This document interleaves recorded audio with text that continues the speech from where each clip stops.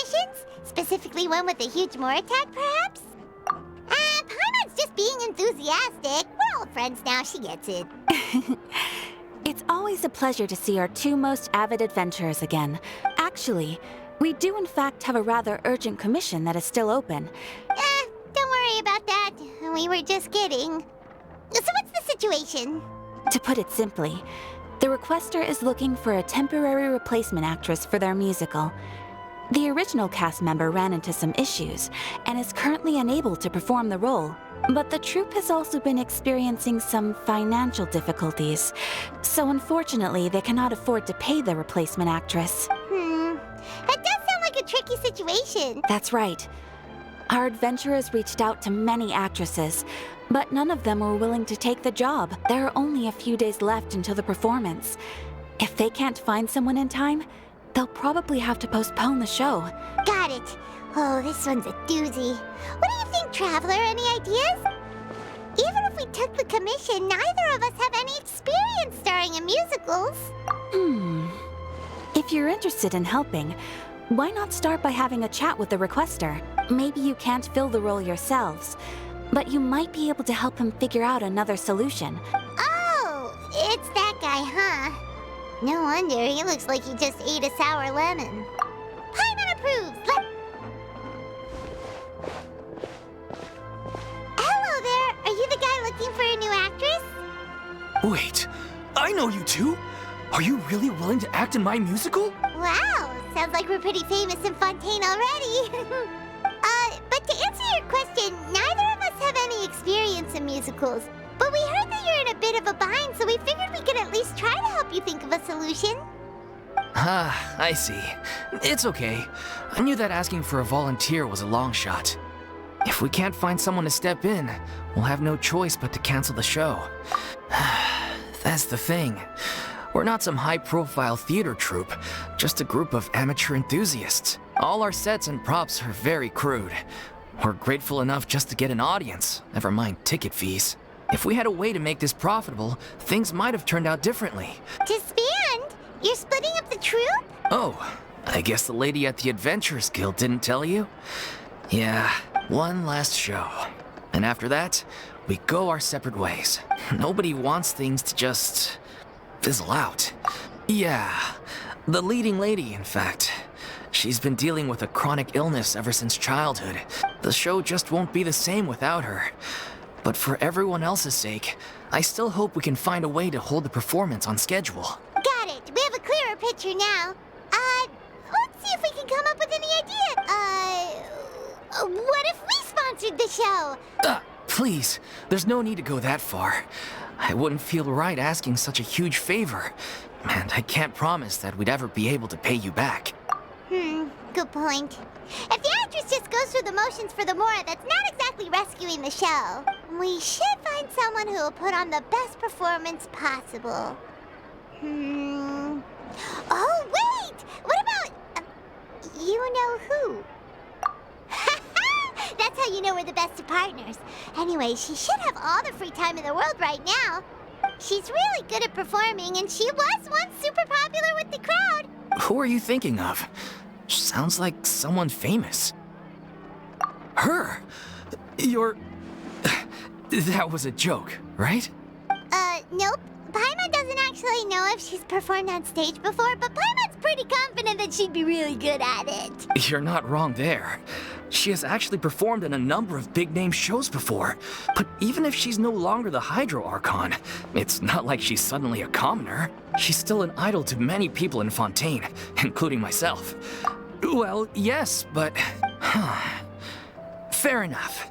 I mean, if she was actually willing to, then of course I'd be honored to have Lady Furina star in our show. I'm sure everyone in our troupe has probably dreamt of performing on stage with her one day. Of course, it all depends on whether she's interested. No point in stressing about that.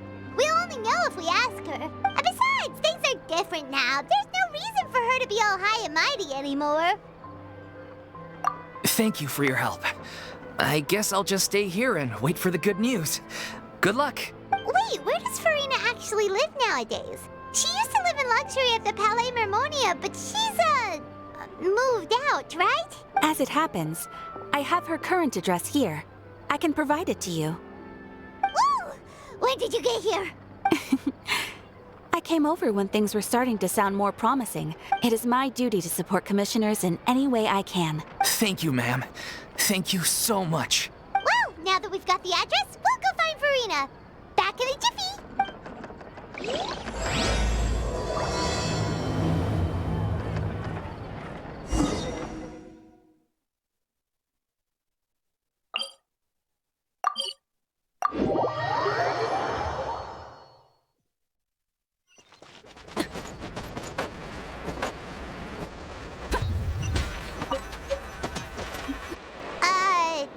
Did Catherine really give us the right address? She lives here? Not that there's anything wrong with this place. It's just, a bit of a step down from the Palais Marmonia. You know, it's common courtesy to make sure the homeowner isn't in earshot when you're denigrating their abode. Ah! Okay, when did popping out of thin air become all the rage? First Catherine and now you? I was just out on a shopping trip. I ran out of macaroni, so I went to grab a few more bags. I used to have a much wider range of choices when it came to food. But now I'm finding that simple, traditional home cooking can be quite delicious too. Not at all. As long as you have different kinds of sauces in, you can have macaroni and tomato sauce one week, macaroni and bolognese the next. Oh, sounds like you're really struggling to cope. How rude! Questioning my cooking skills. The audacity! It's not like I have a very eventful life these days. Actually, I barely leave the house. Besides, I'm sure I could master dishes like la lettre faucilor or blubber profiteroles in no time, if I felt so inclined. Ah, there it is. You don't know how to cook. Not yet, maybe, but... Anyway, what are you even doing here? I do hope you didn't come here just to ogle at my fall from grace. Let me first be clear that I'm not taking guests at this time. So if you're just here to clown around, then please be on your way. Shoo!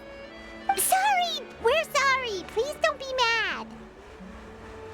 Yeah, exactly! What the Traveler said! Paimon wasn't trying to make fun of you. Hang on a sec, you weren't exactly holding back either. My help? Well, maybe you're forgetting that I'm no longer the mighty Hydro Archon. I don't even have a vision, you know. Don't worry, it's nothing that serious. It's just very specific, and you're the one with the power to help. Oh? Well, if that's the case, then fine. I'll spare you the lecture about your attitude just now. So tell me, what specifically makes this matter so specific? Ah, I see. I knew you couldn't have come all this way just to amuse yourselves at my expense. After all, I was once the brightest star in all of Fontaine, well-versed in all the various performing arts. A mere musical is well within my capabilities, but given the present circumstances, I'm afraid I must regretfully decline your casting request. How come? It sounds like this would be a breeze for you. True, but I have made a decision to retire from the stage. Although I am no longer required to play the role of the Hydro Archon, the time I spent inhabiting that character has left an indelible mark on me. Centuries of pretending to be a different person changes you completely. Of course, that can't be undone now. It's too late, and I have no intention of reinventing myself all over again. But at least I can say that I no longer desire to play any new roles. Paimon can understand, but this is just a one-off part to fill in for someone who's sick. Surely that's okay. Whether it's a one-off or not, it's a boundary that I've committed to no longer cross. If I make an exception to the rule now, I'm just leaving a back door for myself. So I'm not going to perform, and that is that. Okay, guess there's no convincing you. Well, is there anything else else we can do to help out the troupe? Do you know any other actors who might be interested in the role? Nope. Short and to the point, okay.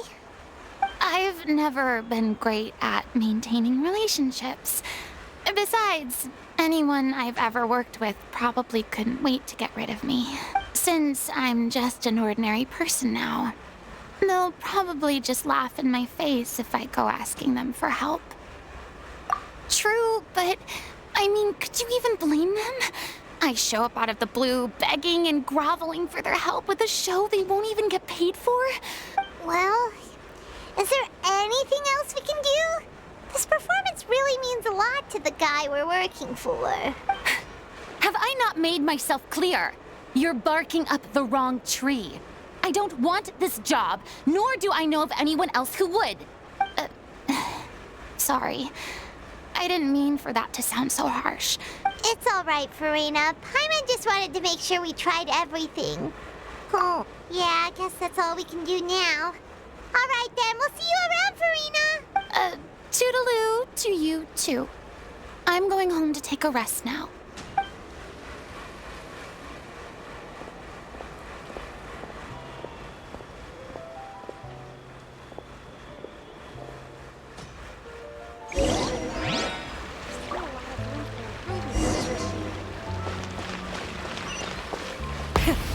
It's too bad, but we have to respect Furina's decision. Maybe the thought of performing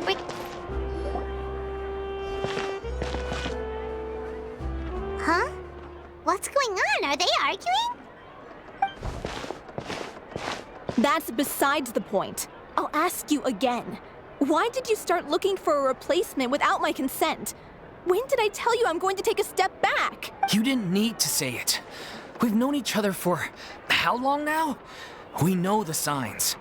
But you never tell us about your illness, even when it's clearly flaring up. And that gives you the right to make a decision on my behalf? Shortly after you left, the troupe's lead actress came to the Adventurers Guild. She believes that she's healthy enough to perform. Excuse me, but can you both take a moment to discuss something else for now? Sorry, I was just dealing with a little misunderstanding. So, how did your conversation with Furina go? Sadly, it's a no from her. We tried to persuade her, but she wasn't having it. I see. Well, circumstances have changed a little, so maybe that's not such bad news after all. You see, our leading lady has just informed me that she's well enough to make it to the show after all. Staging the musical with the full original cast was always the dream, of course. Oh, right! Sounds like everything worked itself out then. Yeah, she'd be livid. We'd get the scolding of a lifetime. Jeez, is Lady Furina really so harsh with people? Only joking, calm down. So, guess we can consider this case closed now, huh? Despite the fact that we failed to complete the commission, we were still racking our brains for ideas on the way back here. Look, there's no point arguing with you about this anymore. You've made yourself very clear, so I'll stop looking for a replacement. This is the last chance we have, though. If your illness flares up again, there won't be time to find anyone to replace you. So, are you absolutely sure you'll be able to handle it? Yes, I'm completely confident. I've been taking a new medication from the doctor, and it's working brilliantly. I share everyone's desire to commemorate all our years as a troupe with a proper farewell show. So, the last thing I want is to be left out. Every one of us thinks of this troupe as their home, myself included. You're right. I'm sorry. I let myself get too worried about the show. I should have asked for your permission first. All's well that ends well. Sounds like the show will go on. Sure.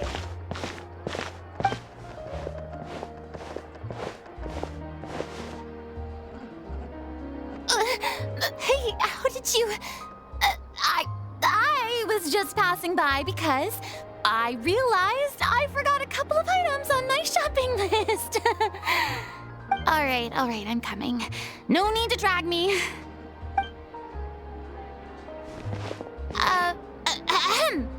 Hello, one and all. I couldn't help but overhear your conversation just now. Furina? Didn't you say you were gonna gonna take a rest at home? What are you doing here? I was just ever so slightly concerned about the situation you mentioned. Yes, a teensy bit concerned. When you came to talk with me earlier, I jumped right to explaining my position and said some strongly worded things. And all before I even had a full grasp of the situation. Anyway, I just feel a bit bad about how it went down. I'm sorry, Paimon. Oh, it's totally fine. Paimon didn't take any of that personally. You really have a knack for asking the most uncomfortable questions, don't you? I felt very sheepish, having had a change of heart after flatly refusing you. And then, to make matters worse, you caught me. But in any case, it sounds like the issue has already been resolved. Yeah. When they said they were gonna ask for your help, I almost had a heart attack. I mean, how could we be worthy of having Lady Furina star in our show? There's no need to think like that, and no need to keep addressing me as Lady. Just Furina is fine. I was wondering, if this troupe is so important to all of you, why does it have to disband? If the difficulties are purely financial, then there must be a solution. You could put the shows on pause while you look for a sponsor, for instance. Everyone seems so devoted to the troupe. I'm sure if you keep chipping away, you'll find a way through. We all want to believe that, but some things are just beyond our control. Everything's been going downhill ever since we lost our director. She was the heart and soul of our troupe. She kept us going. Her name was O'Reilly, and she was the founder as well as the artistic director of our troupe. What? That's actually how I recognized these two. It was all thanks to their efforts that the true culprit was brought to justice. But still, no sentence can bring our director back to us. She was a loyal fan of your performances, Miss Furina. They were what first inspired her to get into musical theater. She rallied many people around her who were destitute or had lost their sense of purpose in life, and convinced them to join her troupe. She wrote her own scripts, acted on stage, and mentored each and every one of us. People loved our performances back then. We seemed to be going from strength to strength. Things were really looking up for us. And then disaster struck. Yeah. After that, the entire troupe fell into disarray. None of us know anything about script writing, let alone how to handle the business side of things. It's agonizing. But ultimately, we'd rather end things now on our own terms than stick it out to the bitter end and watch all our dreams turn to dust. Oh.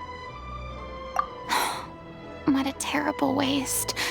A gifted artist from humble beginnings who achieved so much and no doubt had much more to give. And then her life was so cruelly taken. I suppose it's fair to say then that this final show, besides being your farewell to the stage, is also your final gift for her? Yes, exactly. We all miss her terribly. Well, good thing I followed the traveler here. After hearing this tragic tale, I can no longer stand by and do nothing. Furina. I know what you're thinking, but I by no means plan to cross the boundary I've set for myself. Besides, they're no longer looking for a replacement anyway. I can, however, provide some artistic guidance from the vantage point of a highly experienced audience member. But only if you feel this is something that would help, of course. Oh, most definitely. We'll take... We unfortunately don't have any budget for a consultant, though. Will that be a problem? I don't need any compensation. All I'd ask in return, if you're willing, is that you tell me some more about the life and work of your late director. Something I've begun to realize since my departure from the Opera Epiclese is that there's a lot you don't see when you observe everything from on high. The law only judges criminal behavior and does not weigh human emotion. The court's verdict can settle the question of criminal liability, but what about all the unresolved emotions of the parties involved? What happens to them? An interesting answer. But if you ask me, I think all emotion shall ultimately return home to the heart and slowly settle with the passage of time. Take, par exemple, how this troupe pines for their late director. Things such as this I have never witnessed before, and so I should like to observe, perchance to understand. Still a fan of your old dramatic monologues then, huh? You just want to get back in on the action, don't you? No. This is a completely different situation. Pearls before swine. The name's not Swine, it's Paimon! Would you be willing to join me? Come on, take a break from adventuring to listen to a story. Thank you all so much. Our director was a huge fan of Miss Furina's performances, as of course we all are. All right, follow me. We'll go to our usual practice space. Please excuse the size. It's a little on the smaller side. Exactly.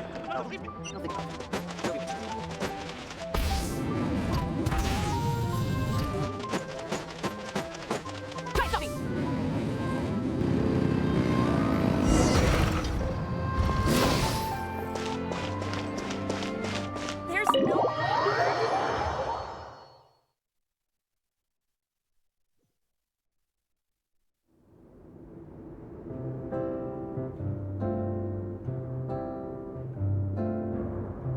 Huh? Lady Furina? What's Lady Furina doing here? Hello all. Allow me to explain. As of today, Miss Furina will be supporting our production of The Little Oceanid in the role of artistic consultant. These two over here are the ones that made it possible. They kindly reached out to Miss Furina on our behalf. You bet! That was the trial of the century! You helped bring our director's murderer to justice. We can't thank you enough. Oh, please don't mention it. We're just here to join in on the fun. So, you were saying, The Little Oceanid? Yeah, that's the name of our final show. It's an unfinished script left behind by our director. One of our greatest regrets is that she never got to complete it. So, if we can bring it to the stage and make it a successful show, we can all take some solace in that. Wait, but if it's not finished, then... Yeah, we've been battling issues on every front trying to realize this dream. Anyway, let me give you a quick summary of what the story's all about. The protagonist of the story is a young Oceanid who transforms herself into human form, despite the protests of her family. She longed to live just like any other human. And sure enough, she found friendship and even love. Everything seemed perfect. But one day, her true identity was exposed, and her world came crashing down around her. So far, so good. A classic tale. What happened after that? That's one of the issues we've been trying to deal with. Unfortunately, this was as far as the director got with her script. We need a proper ending so we can bring this musical to the stage. But people have different opinions on which direction to take it in. We still haven't decided between a happy ending or a true-to-life tragedy. By true to life, you mean the director's sudden disappearance? Yeah, like they say, truth is stranger than fiction. But then there's the question of whether we really want to use the stage to pass our raw pain onto the audience. Exactly. A lot of the time, people come to watch a show just hoping for some light entertainment. And one last thing. We're still waiting on confirmation from two of our main actors. The first is Paulo, who plays the protagonist's lover. He's locked himself away to focus on writing an ending for the script. But the deadline's passed, and we still haven't heard from him. The other is Villemont, who plays the main antagonist. He took the director's death pretty hard. Hasn't set foot in the city since. He did write to us, promising that he'll be there for the final performance, but we haven't seen or heard from him since. Although, now that we have Miss Furina helping us, maybe we should take the opportunity to get everyone back together. What opportunity? What do you mean? Maybe you're unaware, but your name has always been like a rallying cry for us. Our director was constantly singing your praises. All of us look up to you as a role model. Oh, stop. flustered. Although, not in a bad way. I suspect the reason they're dragging their feet is that they have their doubts about whether the show will really go ahead, considering all the issues you've been facing. But one by one, all the obstacles are being removed. Now is the time to rally the troops. Makes sense.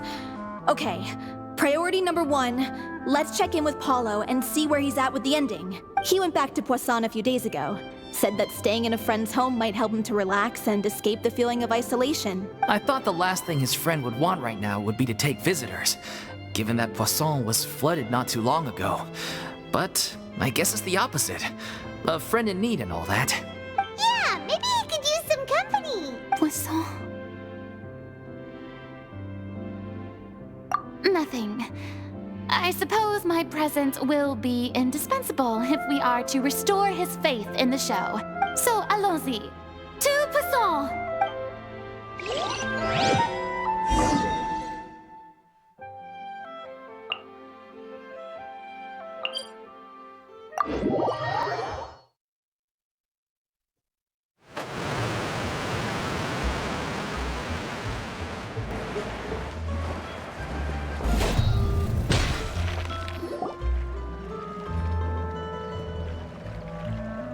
If I remember correctly, this is where he's staying.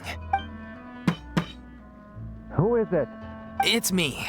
Is the script ready? You came all the way here for that? All right. Forget that for now. Just come on out. We've got some great news. Nice try. Look, just give me some time, okay? I'm just wrapping up this last part of the script. I'll be out once I'm done. Okay then. Looking forward to your masterpiece. So, as expected, he's missed the deadline. The ending is one of the most important parts of the show. Even once he's done, it isn't final until we've all had the chance to read through and make sure we agree on it. Someone told me they'd just seen you in Poisson. I assumed it was a case of mistaken identity, but sure enough, here you are. And Furina, too. I was wondering if we might run into her. So you're here for Paolo? Looks like he could be a while, so feel free to take a stroll around town in the meantime. I've made all the arrangements already. Oh, it's okay. We can just wait here. Thank you for being so considerate, Miss Navia. That sounds wonderful. We'll take that stroll. Get over here, you! How oblivious are you? How are things in Poisson now? Any better? Things are on the mend, but it's a slow process. Some people may never recover from the trauma they experienced. I'm sorry to hear that. I wish there was something I could do. Please, must our conversations take such a depressing turn every time we meet? We all have painful memories, but we don't have to let them cloud everything we do. And if you're trying to make a new start, perhaps it's best if you don't bring up the past all the time. Thank you for your words of comfort. You make a very good point. But for now, at least, I think I should stay with the way I'm feeling for a while longer. It's okay. These things take time. Moving on from a painful experience is easier said than done, which brings me to why I'm here. I thought you should probably know that not everyone here is ready to forgive and forget after the Hydro Archon's inaction in the face of catastrophe. To avoid upsetting the peace, I told the townspeople that everyone here is a member of the theater troupe, and that you are just an actress playing the role of Furina.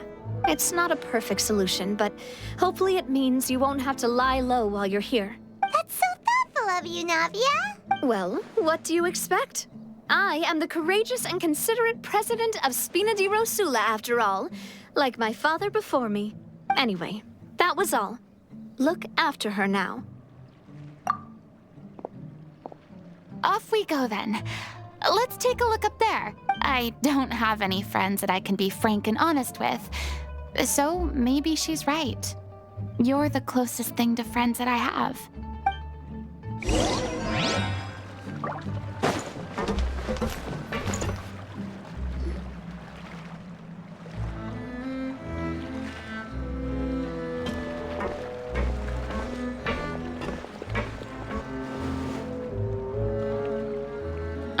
so grateful that Miss Nafia was so understanding. To be perfectly honest, I didn't know if I was ready to meet her. It's always easiest to just run away from your problems. So that's why you were nervous when they brought up Poisson. Yeah. I'd be lying if I said I wasn't scared of coming back here. Still, I felt it was something I had to do. As I was saying before, I want to see for myself the things that I never could in the past. I'd be overjoyed if the people here could find it in their hearts to forgive me. But they're more likely to unleash a tirade of vitriol against me, which, of course, I completely understand and accept. Yeah, I can tell people are watching me. I'm sure some people here see the idea of someone coming to Poisson dressed as the Hydro Archon as extremely disrespectful. I used to be terrified of the gaze of other people, especially when they had suspicion or resentment in their eyes. I guess I wasn't quite ready for this after all. I'm not surprised you're making yourself go through all of this. I can't let myself see only the things I want to see. How would that make me any different from before? Look! There seems to be a crowd gathering over there. Probably time we made a move. How about we check out Spina di Rasula's ship? We should have a view of the whole of Poisson from there.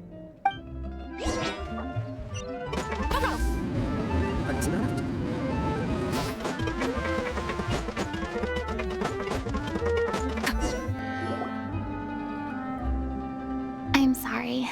You probably just wanted a relaxing stroll, and here I am dumping all this heavy stuff on you. We don't mind.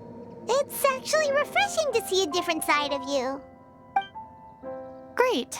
Well, I appreciate your company, so please don't disappear just yet. I don't know whether you can tell, but the years of suffering and loneliness aren't the only reason I have a hard time facing up to who I used to be. As I stand here by the ship, I can't get the images of the rising water out of my mind. One after another, people were taken by the water. All those treasured lives and memories washed out of existence in an instant. They thought their god would protect them. They had absolute faith that when disaster struck, a divine power would save them from harm. And all the while, I played my part to perfection to convince them that was true. But then the floodwaters finally came, and the Hydro Archon did nothing. You shouldn't look at it like that. You were only doing your duty. I've had to go through so many moments like that for the sake of protecting the truth. As time went on, it got harder and harder to bear, and I became more lonely and isolated. Eventually, I realized I had nothing left except the truth. I became terrified of completely failing in my task, and was haunted by the thought of being left all alone, weeping on my throne. Fortunately, we were able to avoid the worst-case scenario thanks to the help of heroic individuals such as yourselves. Everyone rose to their responsibilities, and I finally regained my freedom. But on some level, freedom also means no longer being needed. Paimon would have never imagined you'd see it that way. A reward? I guess so. Back then, I didn't even dare to dream about having someone to confide in. I was scared of someone recognizing me for who I truly was, and exposing the secret I swore to protect. Believe in the Furina you see on stage. She is the one you can trust. I had to keep all my feelings, all my curiosity about life to myself. That's what I really meant when I said I'm no good at maintaining relationships. So that's where you were coming from. Paimon totally thought you were just a bit of a diva at heart. could you please get off my case? I don't know what's gotten into you today. I'm making an effort here. You could at least try to do the same. I do.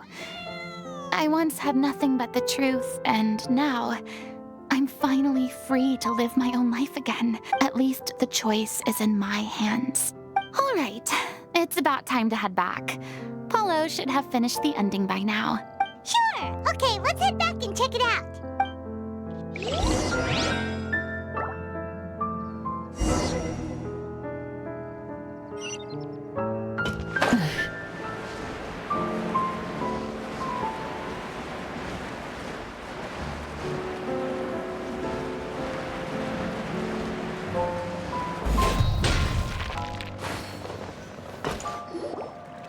Didn't you say you needed to watch what you eat?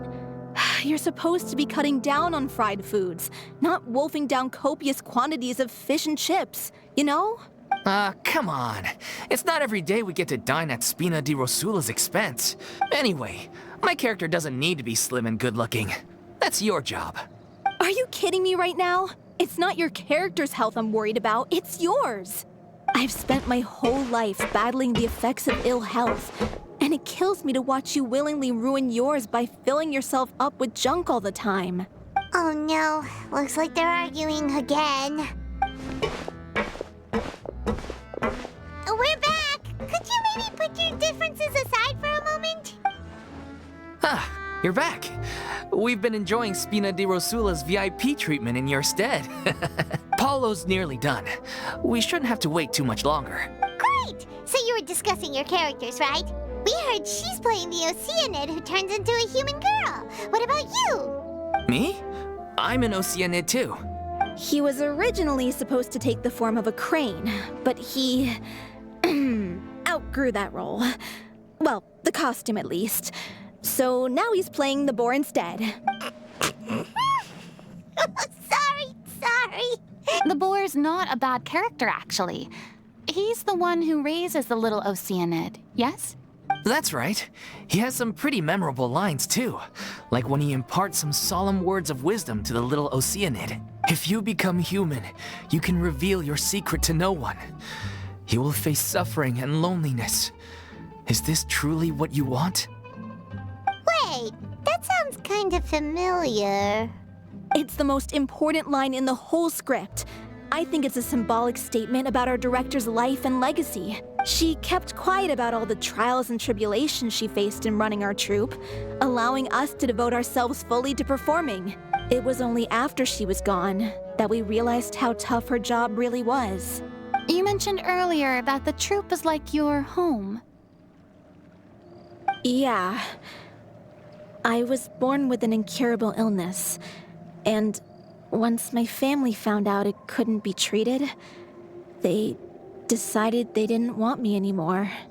I spent some years taking whatever work I could find and trying to manage my illness with various medicines.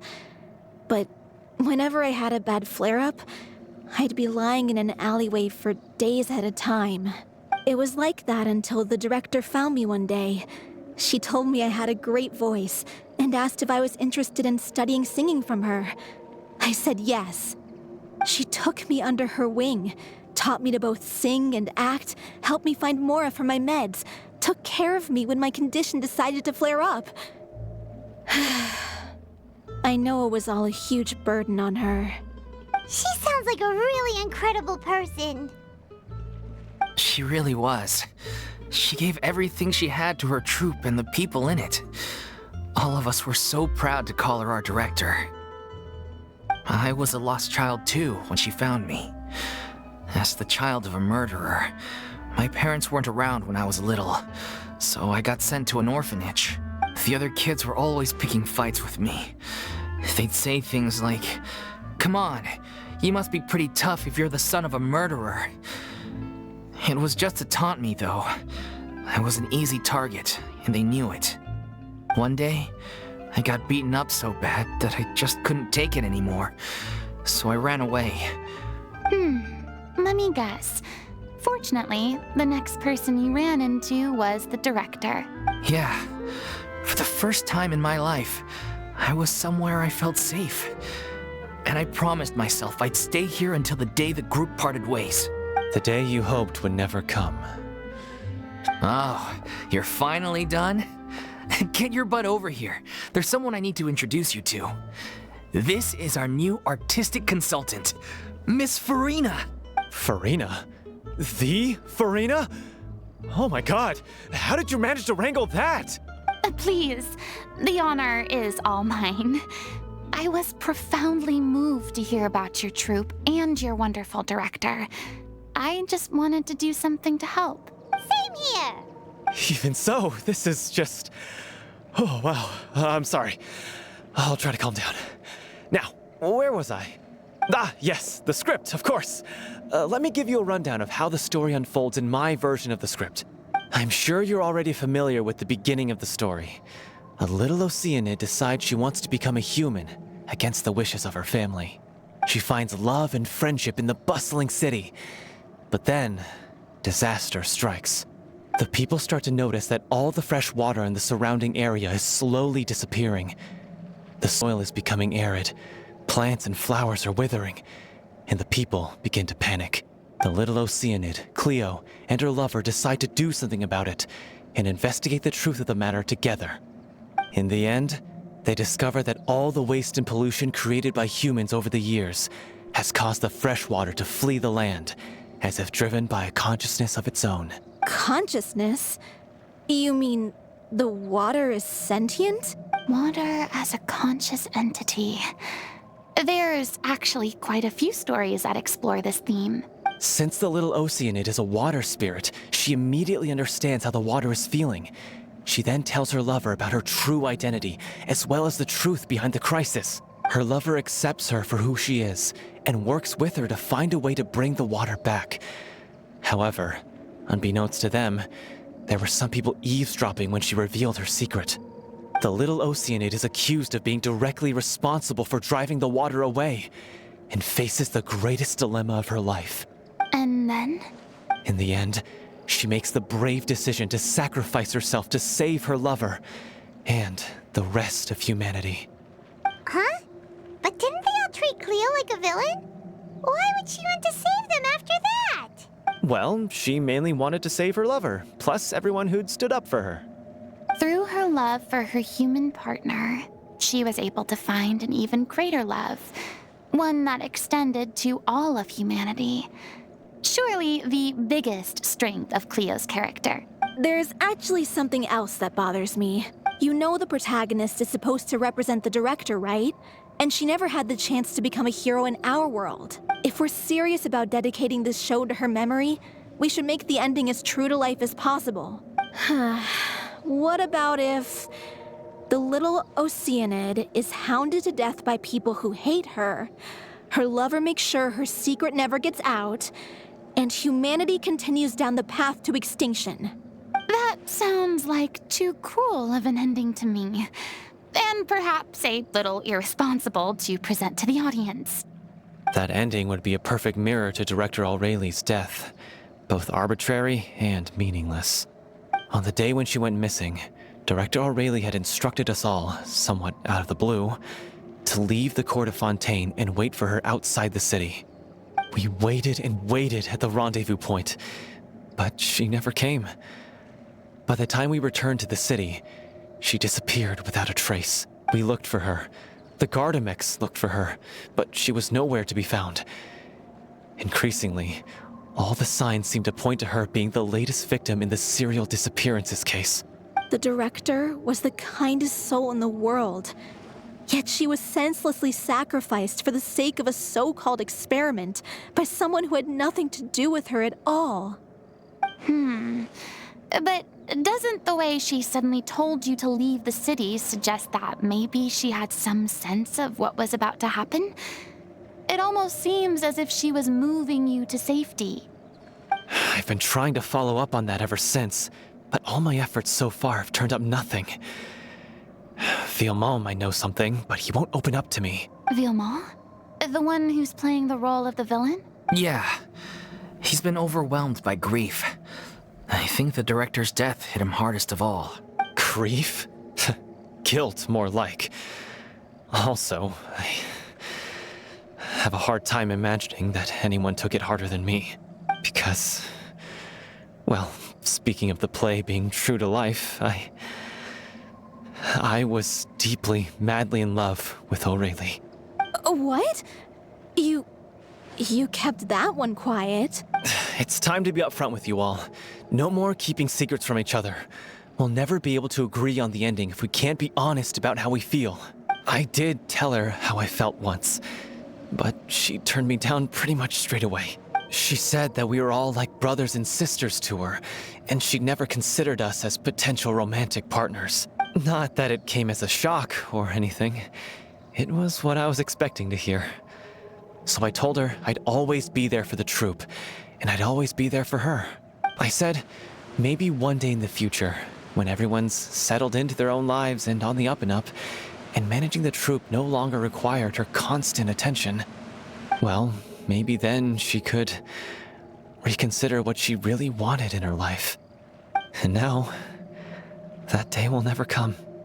Oh, Paulo. So if I'm the one writing this ending, then I'm gonna make sure it does right by O'Reilly. In that case, you have to straighten things out with Vilmont once and for all, face to face. We've all had our differences of opinion over the ending, but those two have never seen eye to eye on anything. One of them has to compromise if we're ever going to reach a final decision. Well, if that's where we're at, looks like it's time to go visit Vilmont. Are you ready to face the truth? Honestly, I'm slightly terrified. But for the sake of our final performance, I'll do whatever it takes. Funny you should ask, though. You really do get what I'm going through right now. I certainly do. Come on, everyone. Allons-y!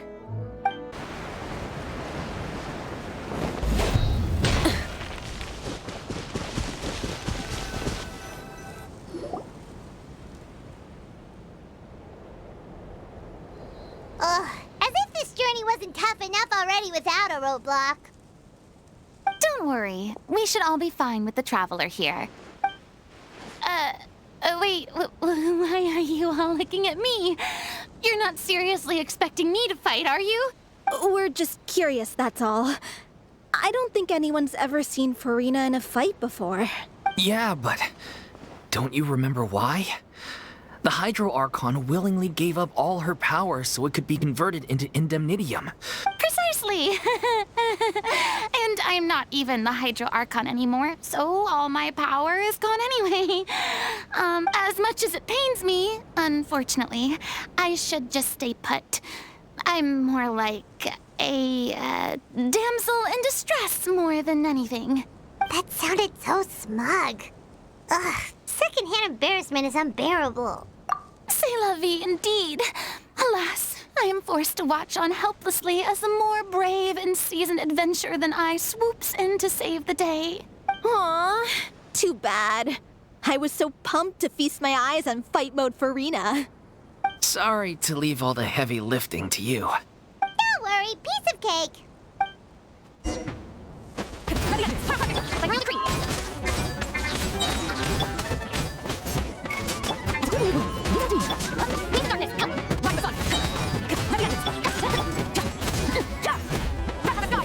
Good show! You certainly live up to your reputation. Yeah, thank you. Anyway, the path is cleared now, so onwards and upwards.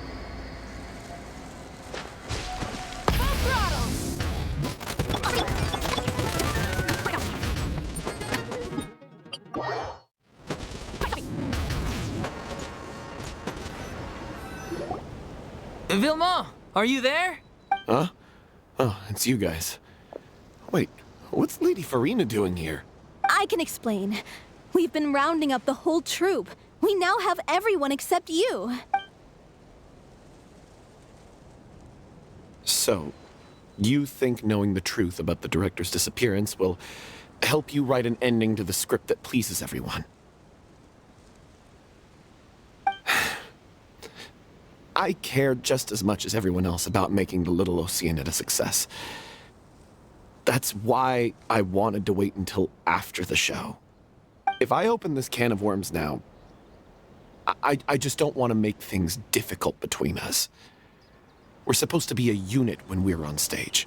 Viamant, avoiding the truth will not help anyone. Unless you mean to suggest that Aurelie's death had something to do with you. I don't want to talk about it. Listen, Viamant. I used to think that my love for Aurelie was a point of shame. I never brought it up to anyone. But now, I've made up my mind to put it all on the table. I'm prepared to face everything, to sacrifice everything for the sake of the show. The Little Oceanid cannot be complete unless we do justice to Aurelie on an emotional level. This is why people think of you as not being the smart one. As you all know already, the troupe was kept afloat not from ticket sales, but donations from the audience. Of course, that was nowhere near enough. We took on side jobs when we weren't performing, but even then, the troupe's financial situation was pretty dire. So, anyway, one day after a show, a merchant came to me and offered us a huge sponsorship. In return, we just had to provide the audience with their drinks during performances. It seemed like a win-win, so I said yes to it on the spot without consulting the director. It was only when the merchant came to deliver the goods that I realized the drink in question was synth.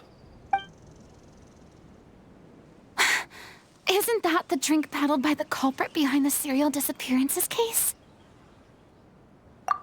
I freaked out when I saw the boxes, and I told the director everything right away. She was completely shocked as well, but she didn't reprimand me for making the decision without consulting her. Instead, she contacted the merchant and stated that the troupe could not agree to this collaboration. The merchant was furious, berated us for going back on our word, and threatened to sue us for damages.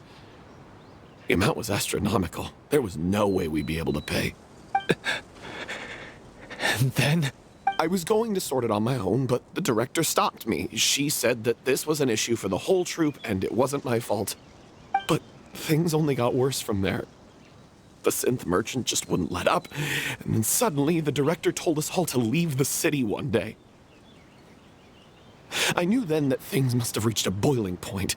I admit this whole thing was my mistake. I didn't dare to tell any of you the truth back then, and after the director disappeared, I was even more afraid to say anything. Yeah, I got Aurelie killed. There, I said it. Happy now? Hey, don't say that. You traitor! You knew Aurelie was in danger. Why in God's name didn't you tell us? What do you mean you were afraid? This was a life and death situation. We could have saved her. How could you be so stupid? Please, try not to get too worked up. Yeah, listen to him. You need to stay calm. Stay calm? How can I stay calm? This guy got Aurelie murdered. She was the love of my life. And he has the gall to try and high-road us, claiming that he kept his mouth shut for the sake of the show. How about taking some responsibility for what he's done? All I can say is I'm sorry.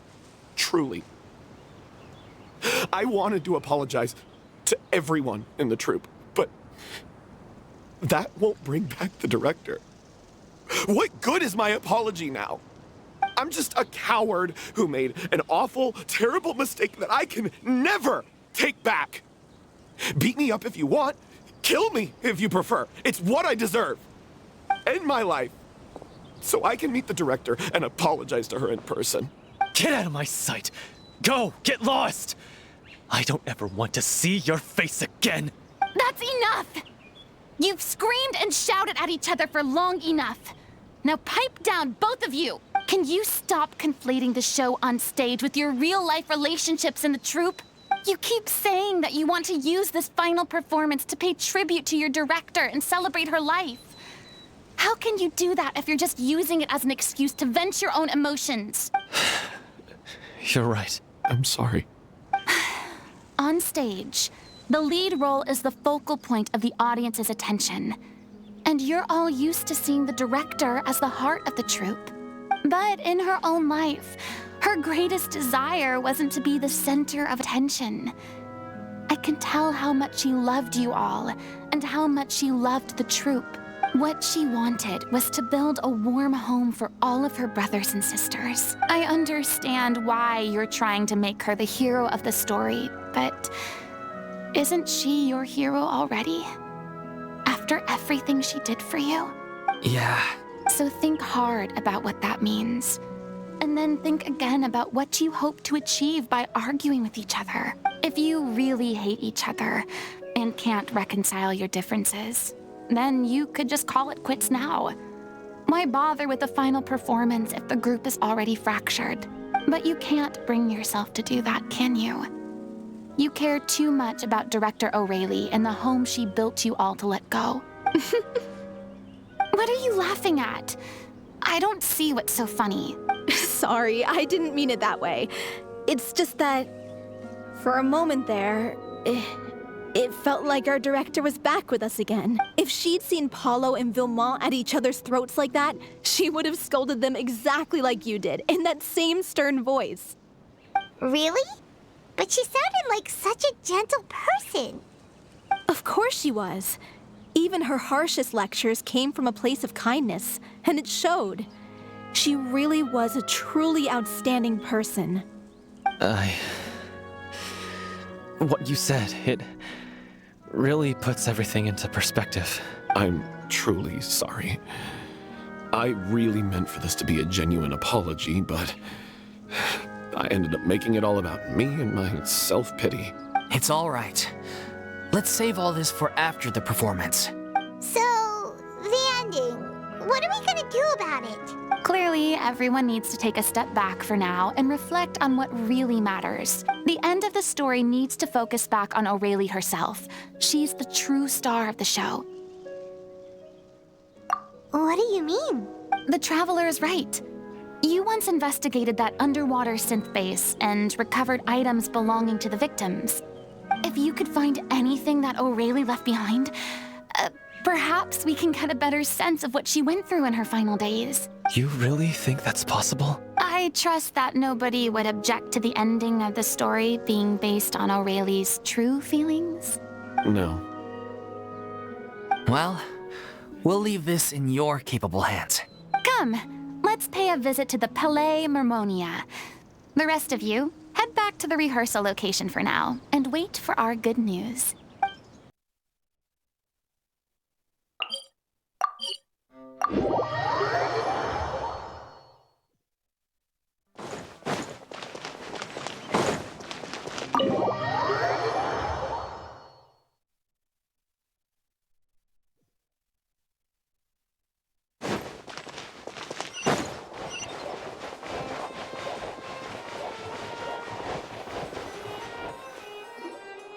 You want to review some recovered items connected to victims of the serial disappearances case?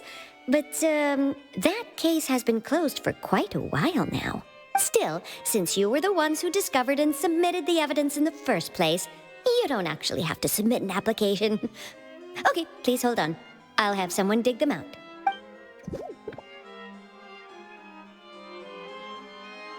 So, this is all O'Reilly left behind.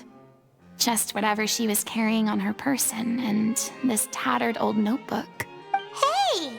It's full of script lines! And sketches too! Looks like they show where the different props should be placed on stage. Let me take a look. Maybe there's something in here from after she was kidnapped. Aha! I found something. To whoever discovers this diary. Let's see. Looks like she kept a detailed record of her captor's actions. She even mentions the truth behind the experiments on dissolving young women. If we'd had the chance to examine this notebook carefully back then, it would have been a conclusive piece of evidence proving Vachey's guilt. Vachey took so many lives. It's still so unthinkable how many victims he had. I guess O'Reilly must have written all of this down in the hope that her records would one day be of use to investigators. Wait, it cuts off. Her handwriting here gets patchier and more illegible by the line. She probably didn't have much strength left. Her final words are... I'll let you read them for yourselves.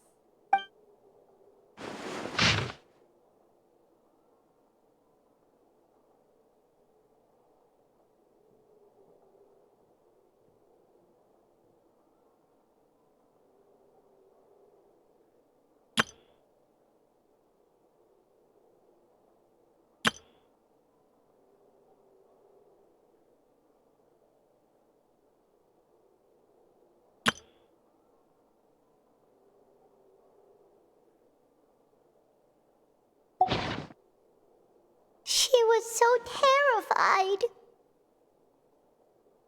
She may have been a mighty hero in the eyes of her troop, but at the end of the day, she was only human.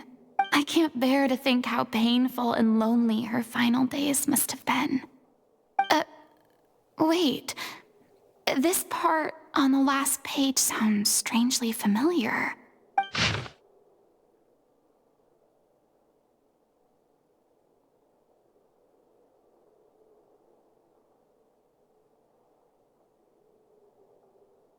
If you become human, you can reveal your secret to no one. You will face suffering and loneliness. Is this truly what you want? Isn't that the most important line in the Little Oceanid? Because I am an older sister to them. Oh.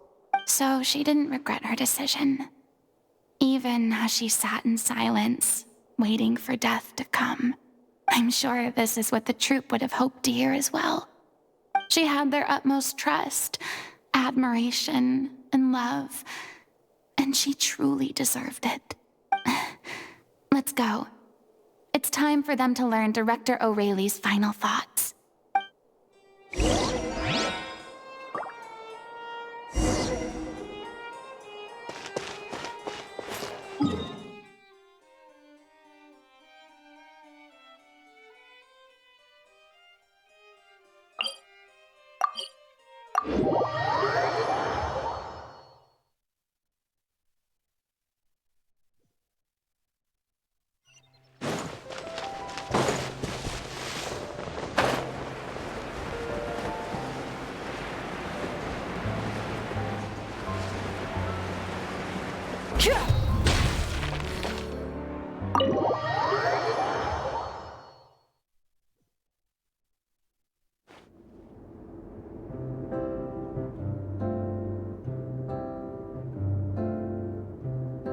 She deserves a hero's farewell.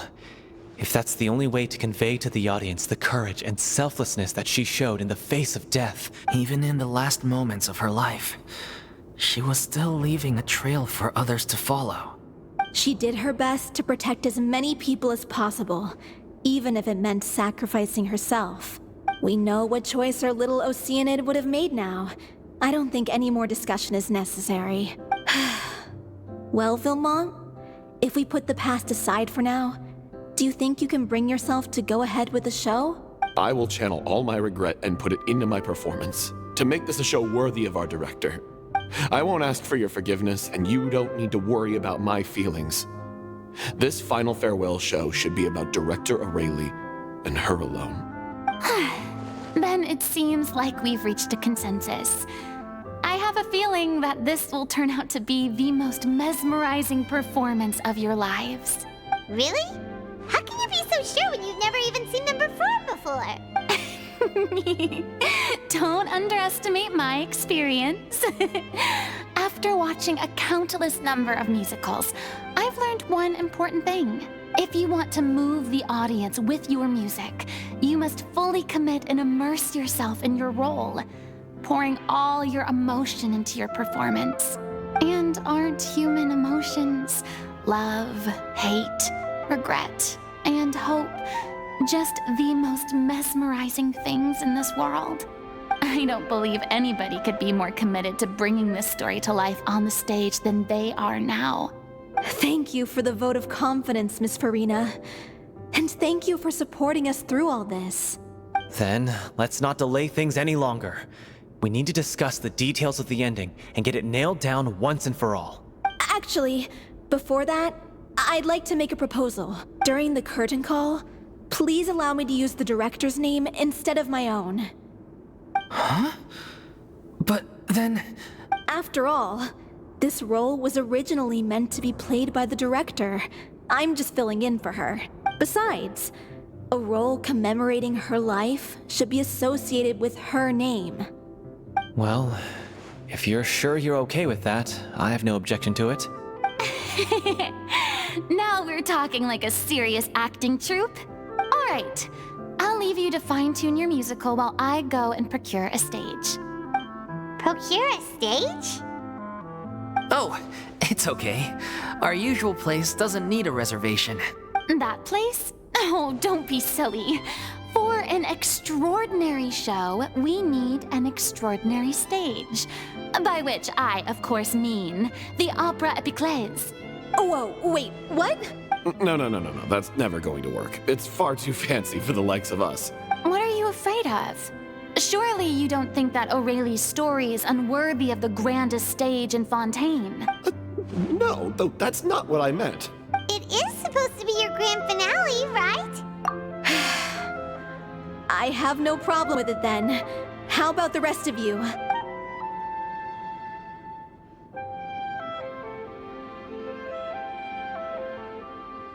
I'll take your silence as a yes. Thank you for giving us this opportunity. It really is a dream come true. Well, then don't disappoint me. If you mess this up, it'll reflect poorly on me too. Come on. We'll need to get the go-ahead from Nerilette.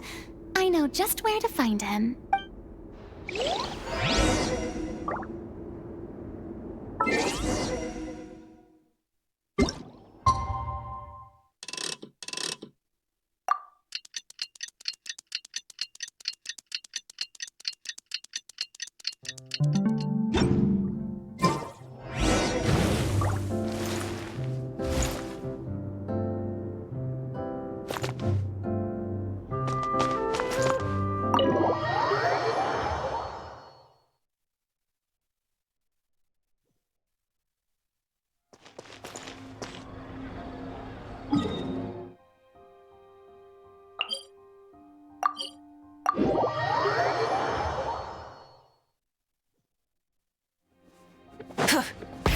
Rev the engines!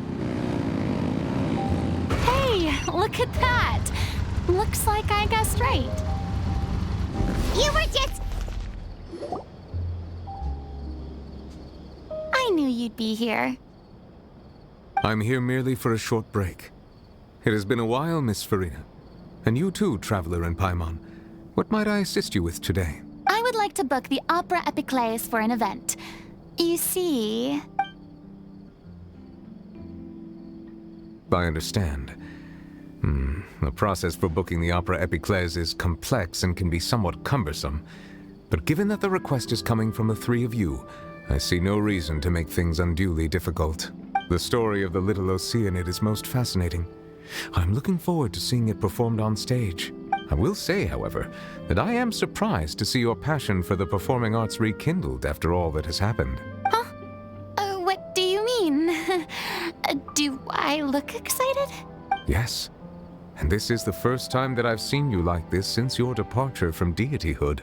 At first, I just felt bad about rejecting them. So I wanted to learn a little bit more about their situation. But one thing led to another, and... well, here we are. In the past, we sat in our high chairs in the court, giving our opinions on isolated cases, all while knowing very little about the human stories behind each and every one. Maybe it's because I finally become an ordinary person and gained my freedom, but I've developed a great sense of curiosity about their lives. I am truly delighted to see you find a new lease on life. Now that you've regained some confidence, have you had any thoughts regarding a return to the stage?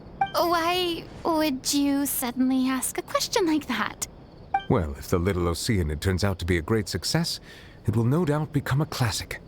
Many theater companies are certain to add it to their repertoire.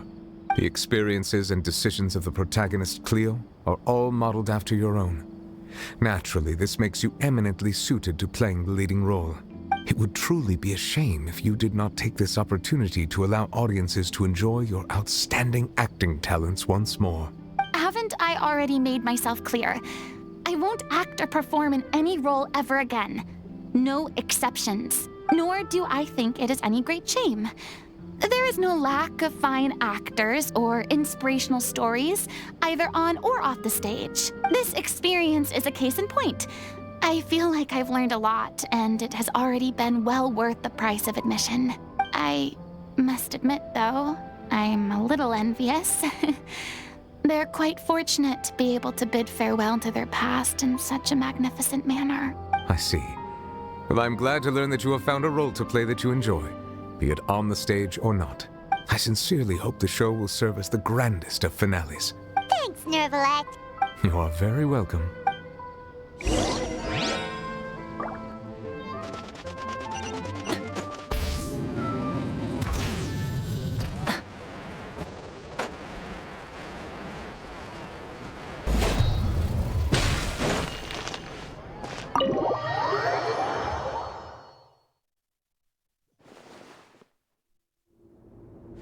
Good news, everyone. It's done. The Opera Epiclese is booked. Thanks to my eloquent and impassioned speech, Monsieur Nervalette was moved to provide us with a fitting stage for this special performance. We've had to fight every step of the way for this opportunity, but we now have all of the ingredients necessary to stage a truly spectacular performance. A touching story, a magnificent venue, and last but not least, a passionate and dedicated cast. Now, let's work together and make this show the best it can be. This is truly wonderful. The sooner we can finalize the ending, the more time we'll have to rehearse. Fiamma and I just went over some parts of the script and tweaked a few things. I think it's really going to resonate with the audience now. Wow, you two had a constructive conversation? That's great! Communication is vital to any good performance. Look at us. We've come so far. I never could have pictured this scene a few days ago. It's amazing! Even though Furina's still being a bit of a drama queen about it all, she's really fired everyone up! Please feel free to give us any comments or suggestions you have. We really value your input. Hey, Loic, get over here. Time to practice the opening number.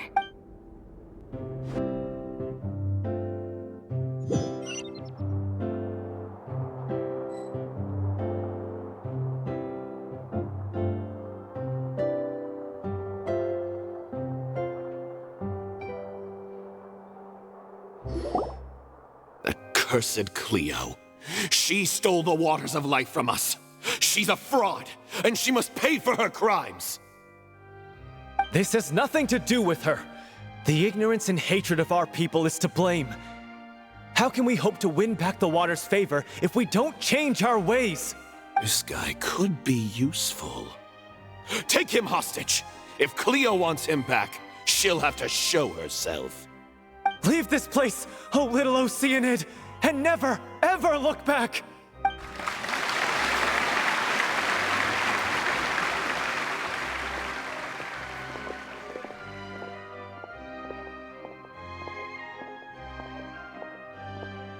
Everyone's really throwing themselves into their roles. I haven't seen such a fine performance in a long time. If only... What should we do? It's almost time for her to take the stage! Why does it have to be now? Hey, what's going on? You're due on stage any second now. Oh no, not again. But why? What about your new meds? Did they stop working? They've been getting less and less effective over time. I've had to keep increasing my dose. What? I thought they cure it. So they were only managing your symptoms? I figured whatever it took to get me through this final performance. How could you do this to yourself? And after that lecture you gave me about not looking after my health. I'm sorry. I've let everyone down. You... This is a conversation for another time. How can the show go on without its star performer? Miss Furina, I'd like to make a request of you. Say no more. If you're sick, you need to rest. I know what you're going to ask. Loic, your character has no more scenes, correct? Oh, yeah. I think my scenes are all done. Although, I do have one more line. But I guess another guy in the troupe with a similar voice register could take it. Why? Please take Delphi back to her place to rest. I'll sing the finale. From the sublime to the ridiculous. After all that, everything's come full circle. Thank you, Miss Furina. I'm so sorry to put you in this position after everything you said. Never mind. What's done is done. It's really my own fault for getting in too deep. No one likes regrets, myself included. Leave it to me. I've watched you rehearse so many times that I've learned Cleo's part by heart. I do not doubt your acting skills, but please allow me to ask just one more question. After all, this show is dedicated to the life and legacy of our director. What, in your opinion, is the reason Cleo shines so brightly? It's her pure heart. Despite all the pain and loneliness she had to endure, she never once stopped believing in the beauty in this world. Well said. I leave Director O'Reilly in your hands.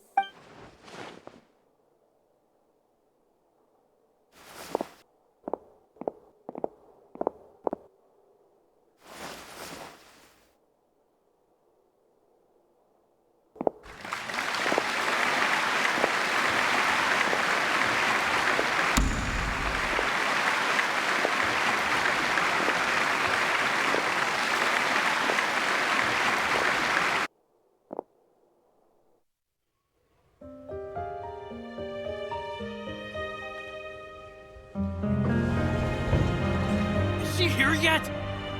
When will she get here? She's not coming! You're wrong. She's here.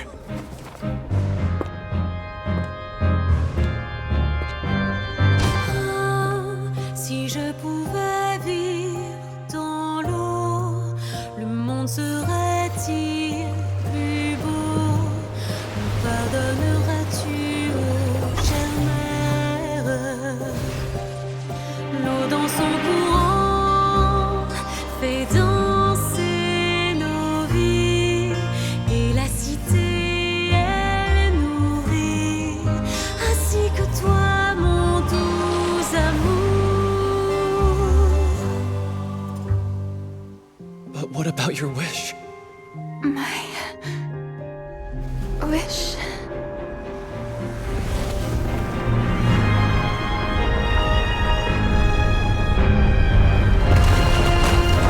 Become human. You can reveal your secret to no one. You will face suffering and loneliness. Is this truly what you want?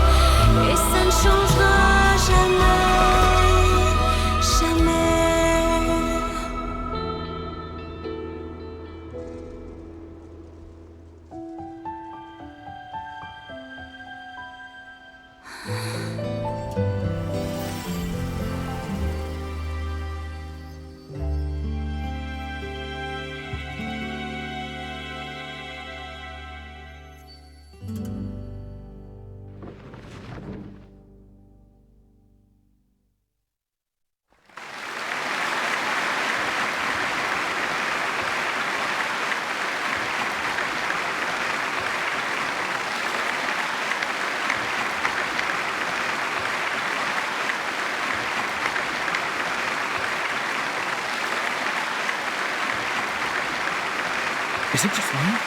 Or was that Lady Furina on the stage just now? She hasn't been seen for a while now, and she just appears out of nowhere?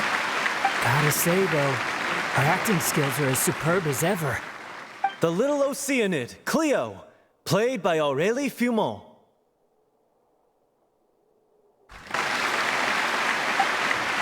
Wait, that's not her name.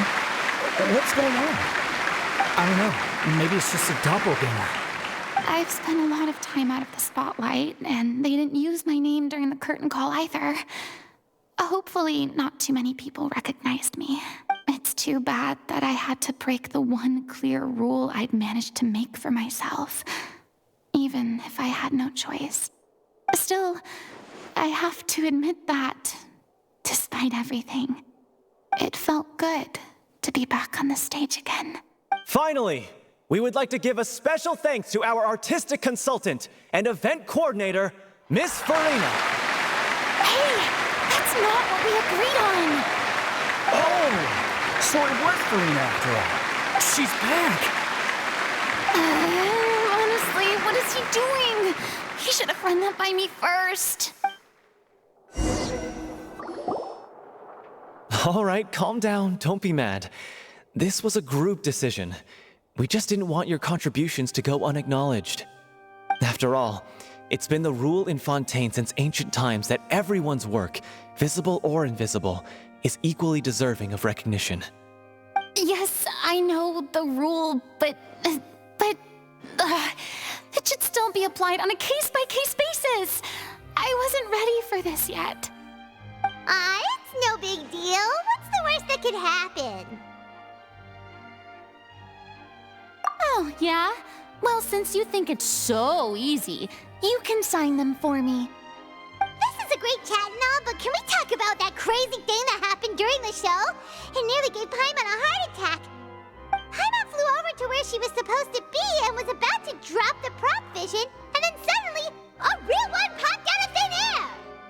Oh, that.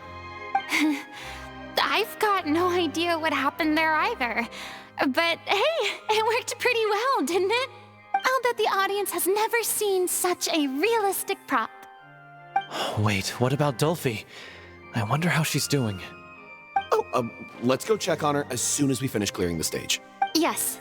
Plus, she'll definitely want to hear how the end of the show went. If nothing else, we can safely say that we accomplished what we set out to do.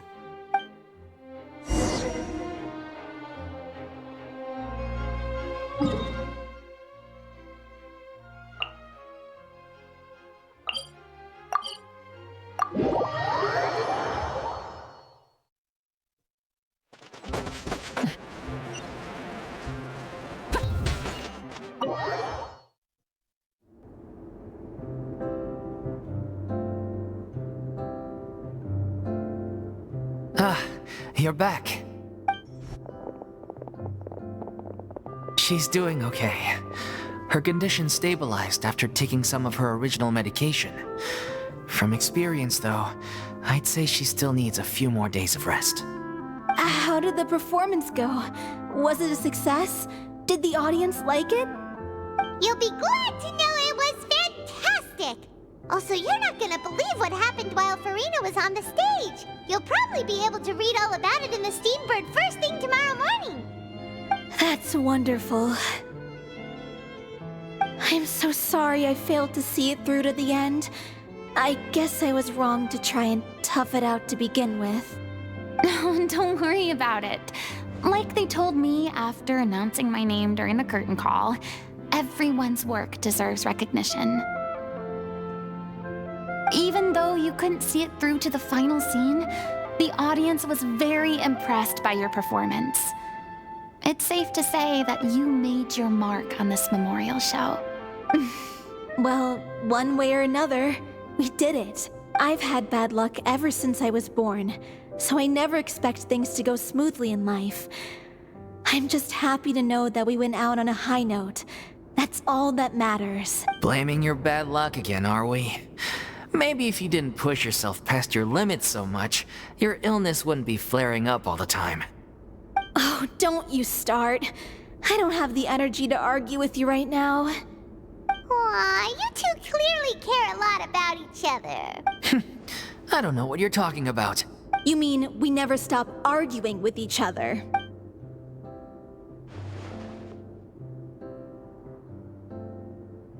So, any plans for the next step?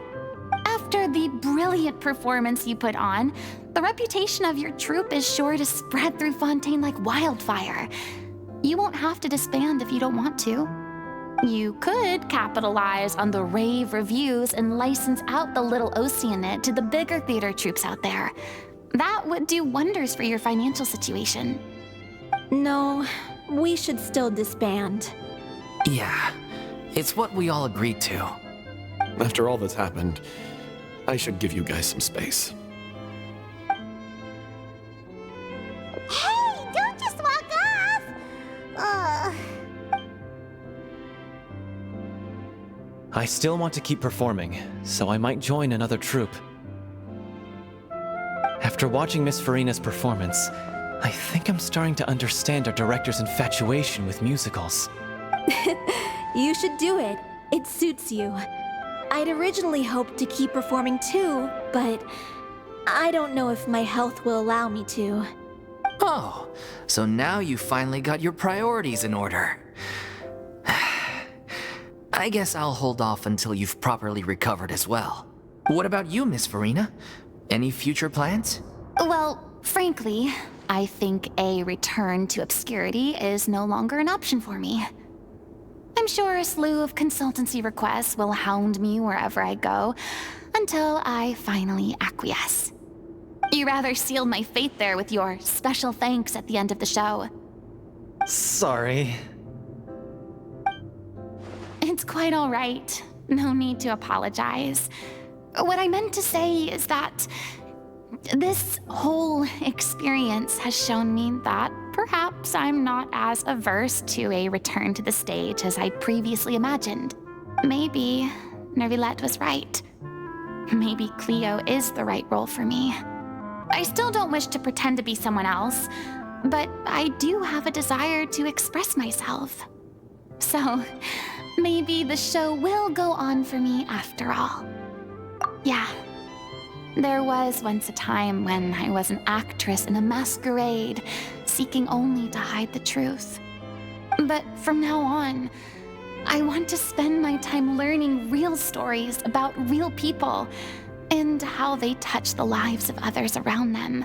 I want to watch them blossom and wither, see them refined on the page, retold on the stage, and remembered long into the future.